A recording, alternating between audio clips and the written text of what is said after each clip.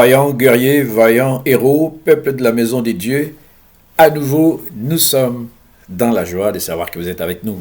Je pense que tout ce que nous avons commencé à mettre au point, tout ce que nous avons commencé à enseigner, a édifié plus d'un. Je suis fort persuadé. Et c'est très bien parce que, bon, nous savons que votre temps est tellement précieux.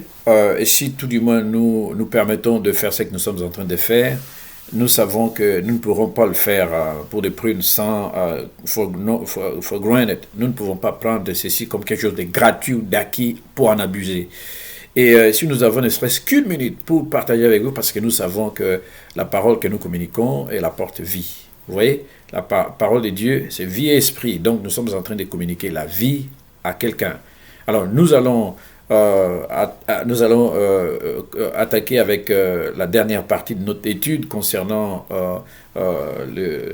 Dieu est capable de donner au-delà de ce que nous demandons, nous pensons.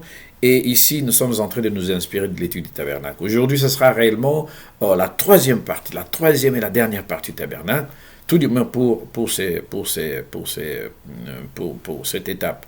Qu'est-ce que nous allons devoir faire? Nous allons d'abord devoir prier, comme ça, nous invitons le Seigneur. Nous avons à fermer les yeux. Nous avons à nous focaliser devant la présence du Seigneur et prier. Seigneur éternel, notre Père, nous te disons merci encore. Merci parce que tu vas utiliser encore, Seigneur, mes lèvres. Je sais, je ne suis pas digne de me tenir devant cette sainte assemblée constituée par tes enfants qui nous regardent, qui visionnent, Seigneur, ces moyens de médias. Tu vas toucher chacun des cœurs, tu vas inspirer chacun de tes enfants, chacune de tes filles, pour la seule gloire de ton nom. Seigneur, laisse que la vie de quelqu'un soit littéralement transformée, quelqu'un qui aura passé le temps à écouter ce message, que sa vie ne soit plus jamais la même. Que le miracle que tu as opéré, tu as ouvert la mer rouge, que tu as fait tomber la manne et que tu as fait tomber la caille, que tu as fait jaillir l'eau du rocher, que tu n'as pas permis que ceux-là qui étaient piqués par le serpent meurent, et dès l'instant qu'ils avaient leurs yeux levés sur les serpents d'airain, ils avaient la vie sauve. Et de la même manière, Seigneur, tu ne veux pas la mort de celui qui meurt, mais tu veux que celui qui meurt revienne à la vie. Permets que, ô Dieu, ces instants que nous sommes en train de passer dans ta présence soient des moments où toi-même, par ton esprit, tu vas toucher le cœur de tes enfants et tu les ramènes vers toi par la résurrection de leur esprit. Nous avons besoin de te dire merci et tu nous laves, tu nous purifies par ton sang. Pour la seule gloire de ton nom, nous avons prié. Amen, amen, amen. Oh, la joie, elle est tellement grande. C'est un exercice réellement qui n'est pas aussi assez aisé, mais bon, poussé par l'esprit, surtout aidé par l'esprit, nous sommes en train de faire des choses que naturellement nous ne pourrions pas être en mesure de le faire. Vous voyez, de moi-même, je ne peux pas faire ce que je suis en train de faire. Donc, pour être en mesure de les faire, c'est la faveur de Dieu, c'est l'onction de Dieu. Et je sais que Dieu me fait la faveur.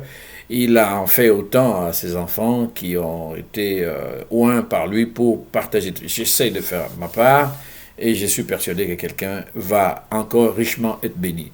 Aujourd'hui, nous allons parler du lieu très saint, très important.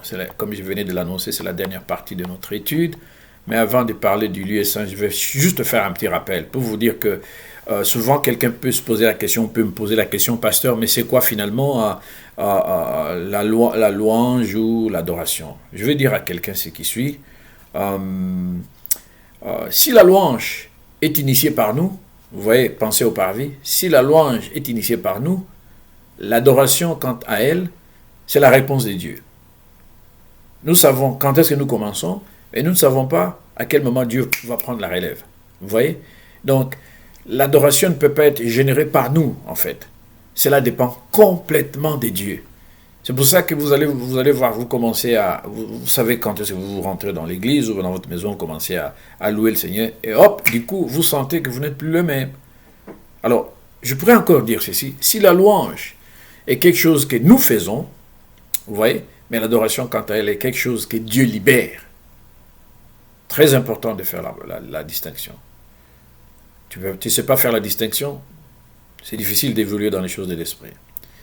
Et nous pourrions également faire une autre déclaration qui stipule ce qui suit. Si la louange est de construire une maison pour Dieu, imaginez le tabernacle, ça a été construit par l'homme. Dieu a demandé que Moïse le fasse. Il a envoyé les gens en qui il a mis l'esprit. Il a mis l'esprit dans l'intelligence et ils ont été à mesure de faire des ouvrages qui n'avaient jamais été faits jusque-là. Mais Dieu lui-même en étant l'architecte, l'inspirateur, l'instigateur aussi, Moïse a pu être à mesure d'établir le tabernacle dans le désert. Mais si la louange est de construire une maison pour Dieu, mais comprenez que l'adoration, c'est que Dieu puisse lui-même y entrer et y habiter. Si Dieu n'y entre et n'y habite, c'est du vent. Vous voyez? Alors, nous avons besoin également de comprendre ce qui suit. Si la louange est notre préparation à la présence, l'adoration de Dieu, l'adoration que nous faisons en l'endroit de Dieu, c'est quand Dieu se présente et communie avec l'homme dans l'intimité. Et ça, c'est très important. Et nous ne pouvons pas nous en découdre ou nous ne pouvons pas nous en séparer. C'est impératif. C'est très important. Donc, je ne vais plus m'attarder à cela. C'est vrai que bon, il y a des tas de choses à dire, mais comprenez que je vais réellement maximiser le timing que Dieu nous accorde, sans pour autant abuser de votre temps. Je vais rentrer directement sur les sujets du jour. Le lieu très saint. Très important. Le lieu très saint, en d'autres termes, c'est le symbole du ministère de Dieu, le Père, au ciel. C'est le symbole du ministère de Dieu au ciel. Le lieu très saint, en d'autres termes, c'est le domaine de l'esprit. Très important. Et je ne vais pas rentrer réellement dans beaucoup de détails. J'explique ceci dans la dimension de la prière, mais nous allons encore faire un autre enseignement pour expliquer la puissance de l'adoration. Ça va être une autre étude à part, mais nous allons utiliser le même schéma. Mais vous allez remarquer que ça ne sera pas pareil. Mais Dieu va nous aider. Alors, je répète également ceci. Les lieux très saints, c'est la place, une fois de plus, comme ça a été le cas pour les lieux saints. Le lieu très saint, c'est aussi la place de l'adoration. Je vais expliquer. Parce que nous rentrons dans nous ne sommes plus dans la dimension du corps, dans la dimension du parvé, nous rentrons dans la dimension, non pas même de l'immatériel, mais nous rentrons dans la dimension du spirituel. Donc là, nous parlons réellement de l'esprit, c'est même plus de l'âme, l'âme est immatérielle.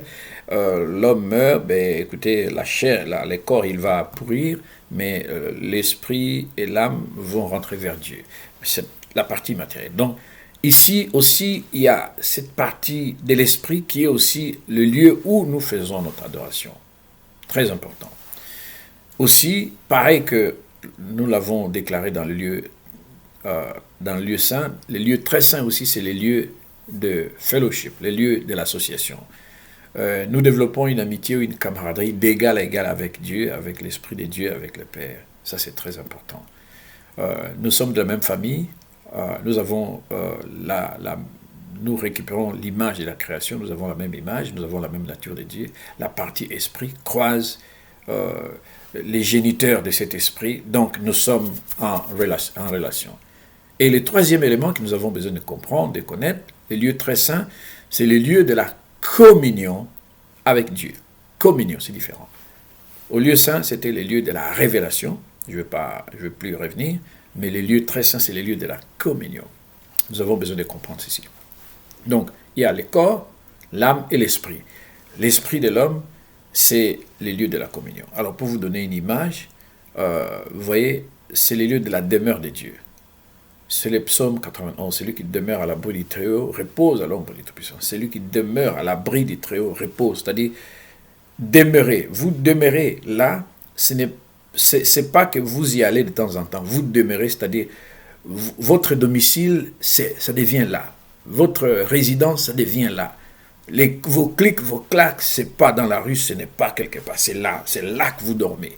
Donc, celui qui demeure, quand vous êtes à ce niveau, vous demeurez, donc vous avez une communion. Nous avons besoin de cultiver une communion avec Dieu. Quelqu'un va me dire c'est encore quoi, mais là, vous tissez un lien de camaraderie qui, au-delà de tout autre genre d'amitié, mais il y a développement d'une intimité. C'est-à-dire avec qui on partage ses pensées, ses sentiments. Pour mieux comprendre ceci, le marié, l'exemple du mariage colle le mieux, parce que vous pouvez avoir des amis, vous pouvez avoir de la famille, mais vous ne partagez pas les liens d'intimité avec n'importe qui, n'importe comment. La seule personne avec laquelle vous aurez à partager les liens d'intimité, c'est votre mari, c'est votre femme, dans le cadre du mariage. C'est ça, les lieux d'intimité. C'est pareil spirituellement. Avec Dieu, nous sommes en communion. Vous voyez? Alors, donc, pour faire une illustration, c'est comme si vous quittiez, vous venez du travail, vous roulez avec votre voiture, vous arrivez au parking, vous garez votre voiture et vous entrez dans votre parcelle et vous ouvrez le portail et hop, vous entrez dans votre maison et hop, dans la maison, il y a les salons et hop, au-delà de ça, il y a votre chambre à coucher. Vous avez du monde, peut-être dans la clôture, en dehors dans la parcelle, comme le parvis, et vous entrez dans le salon, il peut peut-être y avoir des enfants au salon, et vous allez directement dans votre chambre à coucher. C'est dans votre chambre à coucher que vous allez vous relaxer. Vous pouvez m'enlever votre chemise et rester même nu dans votre chambre. Mais vous ne pouvez pas rester nu dans votre salon. Il y a vos enfants. C'est pas le lieu d'intimité, le salon.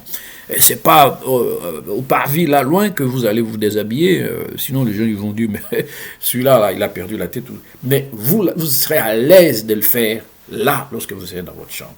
Donc, lorsque nous sommes dans la prière, pour que Dieu puisse donner au-delà de ce que nous demandons ou nous pensons, il y a besoin de réaliser que lorsque nous adorons, nous avons besoin de cultiver une intimité avec Dieu. C'est là que la Bible dit, lorsque tu veux prier, il faut rentrer dans ta chambre, dans les lieux secrets. Entre dans ta chambre et ferme la porte derrière toi. C'est-à-dire, c'est les lieux où tu n'as nullement besoin d'avoir aucune interférence, aucun lien, aucun dérangement avec qui que ce soit, mais seul scotché et être scotché, focalisé totalement à l'égard de Dieu. Donc, c'est là, ça se fait lorsque nous franchissons le voile. Nous accédons directement à la présence de Dieu. Nous accédons pratiquement à la gloire. Nous avons l'arche. Et ça, c'est très important.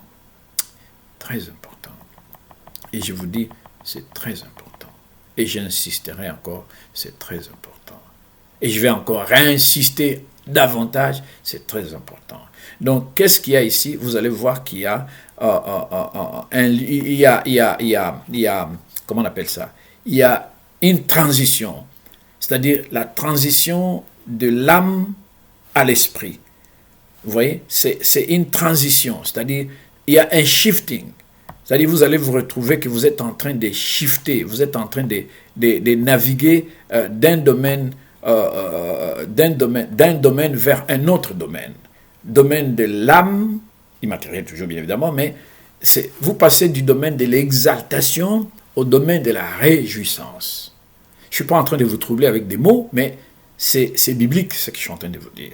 Et lorsque vous lisez par exemple Luc 1, versets 46 à 47, vous allez trouver ce que je suis en train de vous dire. Vous allez trouver qu'il est question de Marie, donc son entretien avec l'ange qui vient lui annoncer la naissance, qu'elle deviendrait enceinte, qu'elle serait, elle avait paniqué, comment ça se ferait, l'ange qui lui donne les assurances que c'est le Saint-Esprit, que du Saint-Esprit que viendra le Fils, que il t'est couvert de son ombre, et allez lire. Mais quelque part nous arrivons, je vous ai donné ces éléments pour que vous puissiez vous situer dans les contextes, mais la référence dans Luc 1, verset 46 à 47 nous dit ceci, et Marie dit,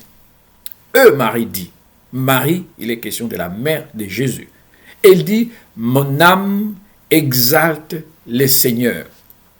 Elle rajoute encore, elle dit, et mon esprit se réjouit en Dieu, mon Sauveur.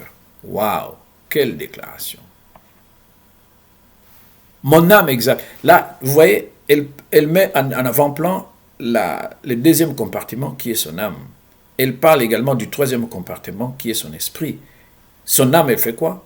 Elle se réjouit. Elle exalte le Seigneur. Et son esprit fait quoi? Son esprit se réjouit en Dieu, son Sauveur. Alors, si on me demandait à moi de rectifier la Bible, s'il y a quelque chose qui ne collait pas, moi, qu'est-ce que j'aurais pu dire? J'aurais pu dire, et Marie prit la parole et ouvrit la bouche. Marie prit la parole, virgule, ouvrit la bouche et dit. Pourquoi j'ai dit Marie prit la parole et ouvrit la bouche? Pour mettre en évidence les corps. Dans cet exercice, la bouche qui fait partie du corps a un rôle à jouer. Comme nous avons parlé de main et tout ça, mais la bouche qui fait partie du corps, le parvis, a un rôle à jouer. Donc, nous ne sommes plus au niveau de la bouche, mais Marie met en évidence un deuxième élément qui est l'âme, le siège de notre personnalité. Et plus que ça, elle dit, mon esprit se réjouit en présence de Dieu.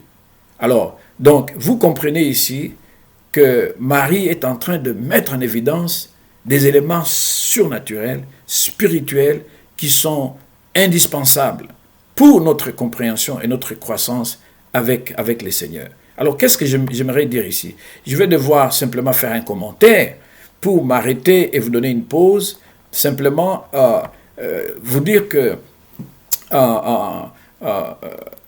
lorsque Marie parle de son âme, exalte le Seigneur, exalter veut dire élever très haut par des louanges. C'est-à-dire, elle est en train de nous dire que son âme est en train d'élever très haut Dieu par des louanges. En d'autres termes, elle est en train d'élever Dieu jusqu'à l'enthousiasme. L'enthousiasme, en d'autres termes, c'est elle est en train d'élever, de se jeter dans une forme de délire. Donc, elle est enthousiaste. Ça, c'est l'expression de l'âme. Et qui peut se résumer par, admettons qu'on te donne de l'argent, ton âme est contente, tu es content. Tu es très content, on te donne de l'argent. On te donne une promotion, on te donne une voiture, tu es très content. Au travail, on te donne une augmentation de salaire, tu es content. Mais on donne à Janine, pas à toi, tu n'es plus contente. Tu n'es plus content. Tu n'as pas l'argent dans ta maison, tu dois acheter à manger, tu regardes le frigo, il est sec, tu n'es plus content. Tu es content quand tu as, tu n'es pas content quand tu n'as pas. Ça, c'est l'âme.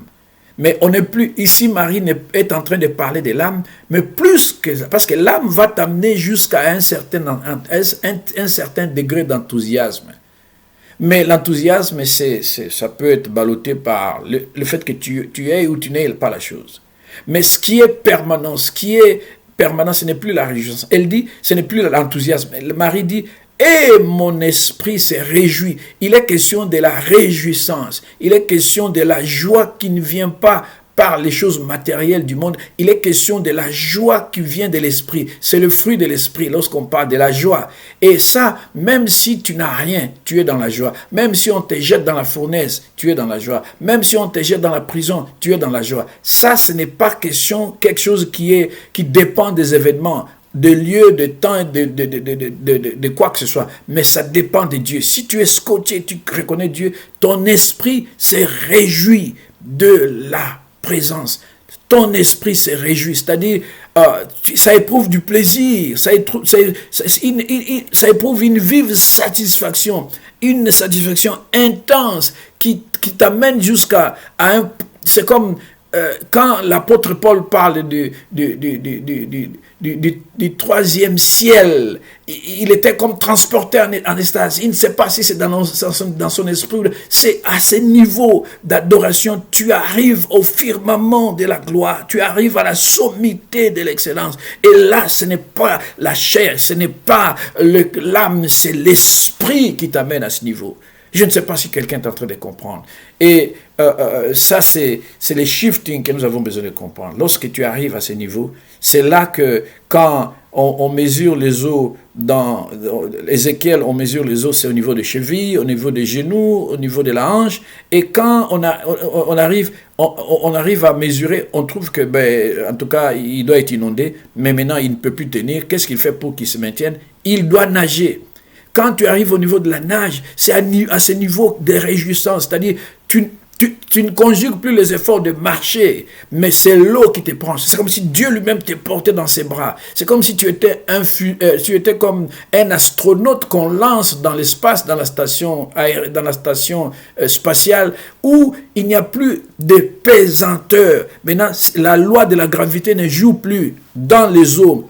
Dieu te prend en charge. Au ciel, dans les satellites, dans la mission spatiale, dans la maison spatiale plantée là, au-delà de l'espace, il n'y a plus de pesanteur, il y a la pesanteur. Tu jettes ton stylo, le stylo, il reste. C'est là, Dieu te prend en charge. C'est quand tu arrives au lieu de la réjouissance. Et sans beaucoup plus tarder, je vais donner de la pause à quelqu'un. Je sais que tu ne veux pas que j'arrête. Tu es en train de me dire, go ahead, pastor, preach, teach me again. Yeah, I know that I got to teach you. But the only thing I don't want to abuse with your time. You know, I want you to get ready to like more and to say, okay, this pastor is teaching me, he's preaching the word of God. Now it's time for me to take a break. Take your break. It is going to be great. You're going to see that we got a lot to tell you. Now it's time for you to get ready because God is still on the throne. Je vous donne rendez-vous dans 2 secondes. Merci beaucoup et à très bientôt, mes amis. Ciao, ciao, ciao. Dans 2 secondes, on est ensemble.